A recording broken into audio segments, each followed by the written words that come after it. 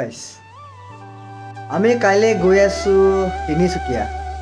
কাইলৈ অলপ long journey 5 ঘণ্টা লাগিব 5 ঘণ্টা নালাগিব পাৰে তো চাই থাকক গৈ থাকিম আমি ব্লগ বনাই থাকিম তো আপোনালোকে চাই থাকিব আৰু তিনিচুকীয়াত গৈ কি হয় কি নহয় বিশেষ আপোনালোকক দেখা থাকিম আৰু ভিডিঅ'টো শেষলৈকে চাই থাকিম